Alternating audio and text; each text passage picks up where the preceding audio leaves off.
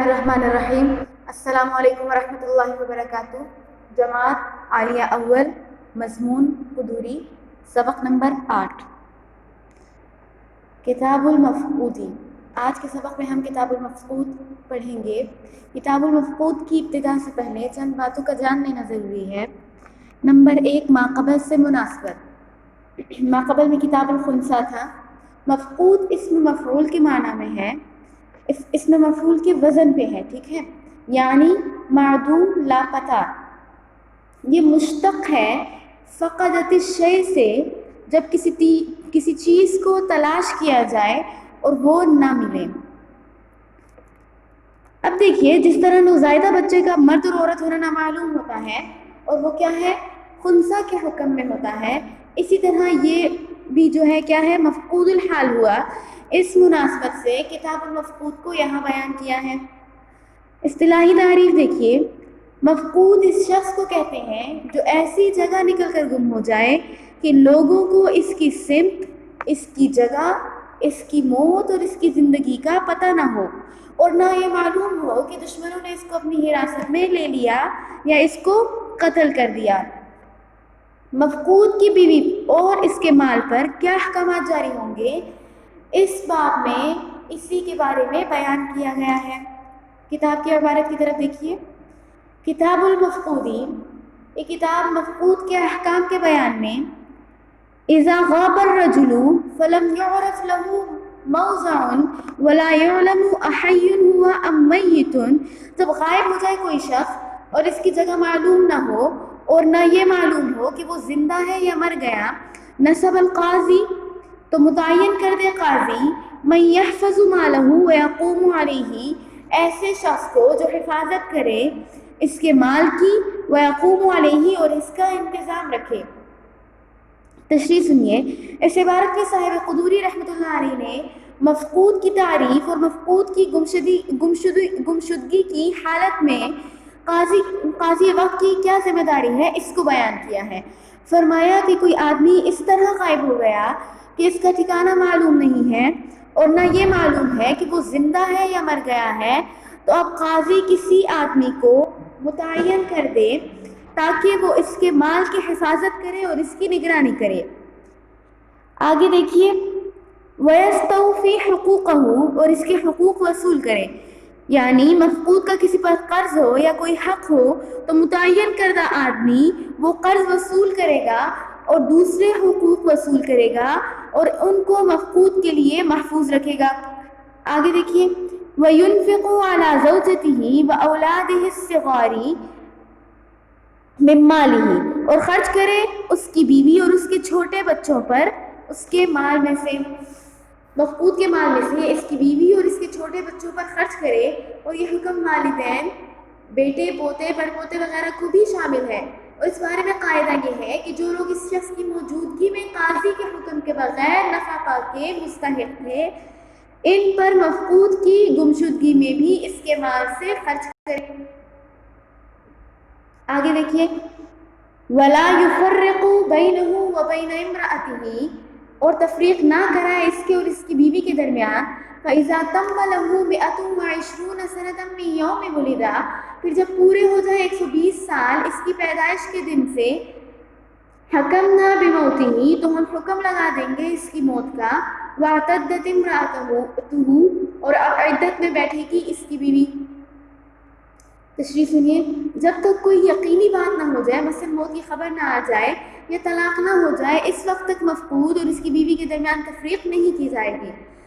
لیکن چونکہ دیکھیں آدمی جو ہے زیادہ سے زیادہ 120 سال زندہ رہتا ہے، اس لیے پیدائش سے لے کر 120 سال گزر جائیں تو اب حکم لگا دیا جائے گا کہ وہ مر گیا ہے، اور اس وقت اس کی بیوی عدت وفات گزارے گی۔ یہ امام ابو حنیفہ کی روایت ہے۔ حنفیہ کے نزدیک مستبحی قول یہ ہے کہ مفقود کی عمر 90 سال مکمل ہونے تک انتظار کیا جائے، اور اتنی مدت تک مفقود کی بیوی دوسری جگہ نکاح نہیں کر سکتی۔ امام مالک فرماتے ہیں کہ حاکم کے پاس مقدمہ دائر کرنے کے بعد 4 سال تک انتظار کر لینا کافی ہے۔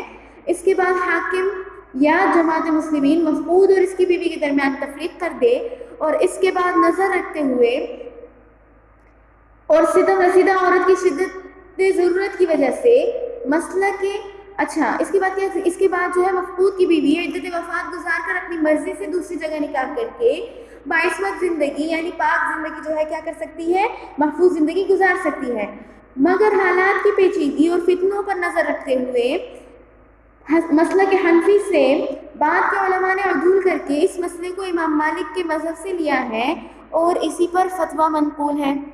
آگے دیکھیے وَقُسِمَ مَالُهُ بَيْنَ وَرَثَتِهِ الْمَوْجُودِينَ فِي ذَلِكَ الْوَقْتِ، اور تقسیم کیا جائے گا اس کا مال اس کے ورثہ میں جو اس وقت موجود ہوں۔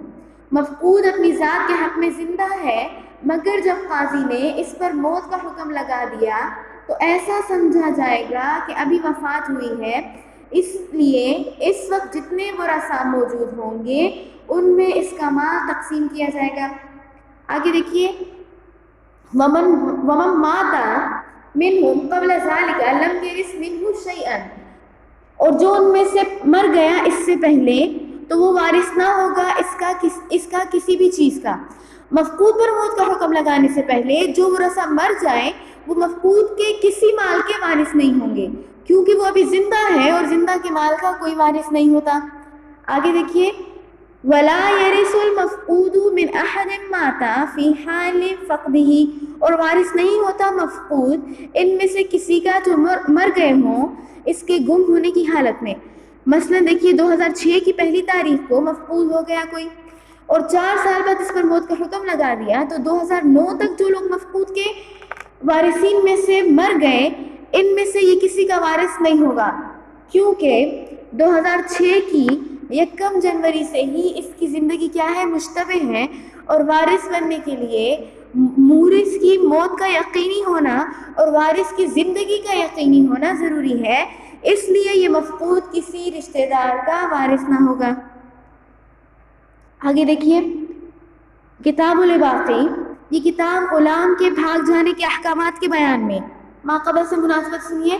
جس طرح مفقود میں زوال و نقصان ہے اسی طرح اباق میں ایک قسم کا زوال اور نقصان ہے، اس اعتبار سے دونوں میں مناسبت ہے، اس لیے کتاب المفقود کے بعد اس کو بیان کیا۔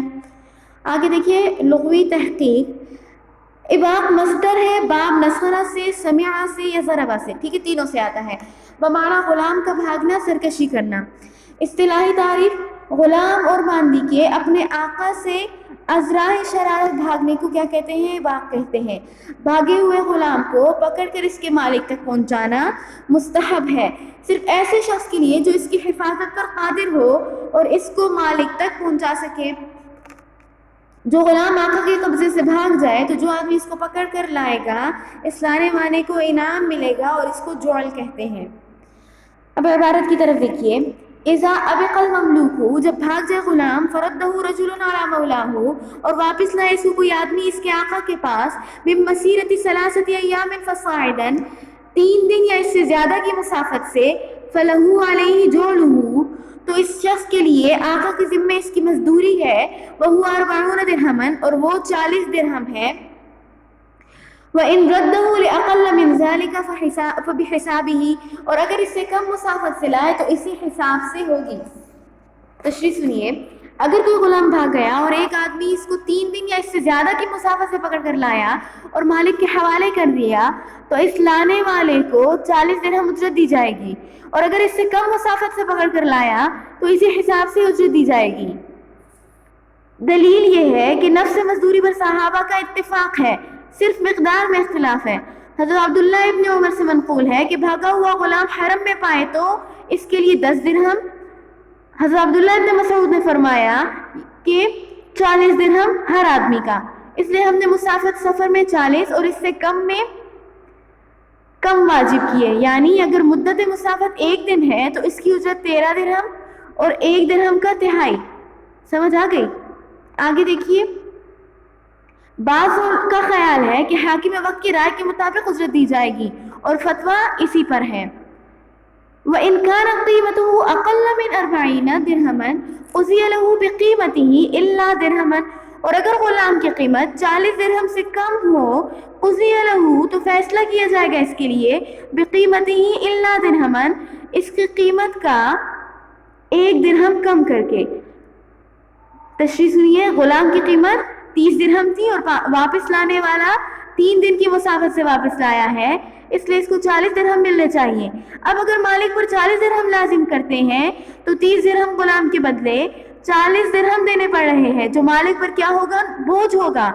اس لیے غلام کی جتنی قیمت ہے اس سے 1 درہم کم کر کے فیصلہ کریں گے، مثلا 29 درہم دلوائیں گے تاکہ واپس لانے والے کو مزدوری بھی مل جائے اور مالک پر بوجھ بھی نہ پڑے۔ یہ تفصیل طرفین کے نزدیک ہے۔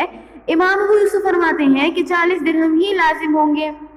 آگے دیکھیے وَإِنْ أَبِقَ مِنَ الَّذِي رَدَّهُ فَلَا شَيْءَ عَلَيْهِ وَلَا جُعْلَ لَهُ، اور اگر بھاگ جائے واپس لانے والے سے بھی تو اس پر کچھ نہیں ہے، وَلَا جُعْلَ لَهُ، اور نہ اس کے لیے مزدوری ہے۔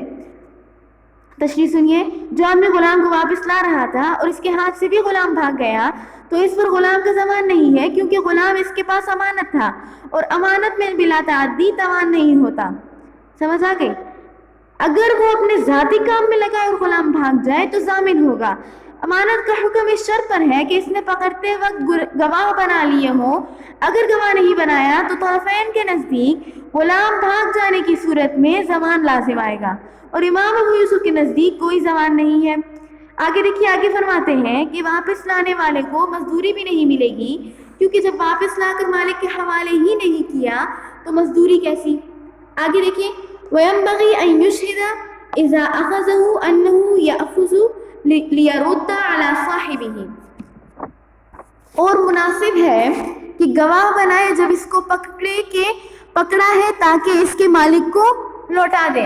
اب دیکھیے اس عبارت میں یہ بیان کر رہے ہیں کہ گرفتار کرنے والے کو چاہیے کہ بھاگے ہوئے غلام کو پکڑتے وقت کسی کو اس بات کا گواہ بنا لے کہ میرے پکڑنے کا مقصد اس کو مالک تک پہنچانا ہے، کیونکہ گواہ بنانے سے یہ تہمت نہیں رہے گی کہ اس نے اپنے لیے پکڑا ہے، کیونکہ اگر اپنے لیے پکڑا ہو تو پکڑنے والا مزدوری کا مستحق نہیں۔ طرفین کے نزدیک گواہ بنانا کیا ہے؟ واجب ہے، کیونکہ اگر گواہ نہیں بنایا تو اس کا مطلب یہ ہے کہ اپنے لیے پکڑا ہے، لہٰذا مزدوری بھی نہیں ملے گی۔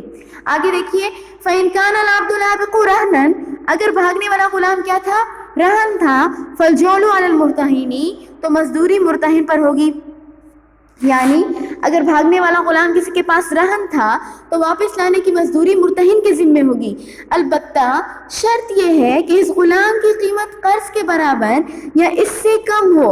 اگر قیمت قرض سے زائد ہوگی تو مرتہن کے ذمے قرض کے بقدر واجب ہوگی اور باقی مزدوری راہن کے ذمے ہوگی، کیونکہ مرتہن کا حق اسی قدر ہے جس قدر اس کی ضمانت میں ہے۔ مرتہن کے ذمے مزدوری اس وجہ سے ہوگی کہ مرتہن کا راہن کے یہاں کچھ پڑا ہوا ہے جو بھاگے ہوئے غلام کو واپس لایا ہے، گویا اس نے مرتہن کے قرض کو بچایا۔ اگر وہ واپس نہ لاتا تو مرتہن کے قرض کے ہلاک ہونے میں کیا کسر رہ گئی تھی، اس لیے غلام واپس کرنے کی مزدوری مرتہن پر ہوگی۔ یہ آپ کا آج کا سبق ہے، اسے اچھے طریقے سے سمجھ لیجئے، آگے مطالعہ جاری رکھیے۔ جزاکم اللہ خیر، وآخر دعوانا ان الحمد للہ رب العالمین۔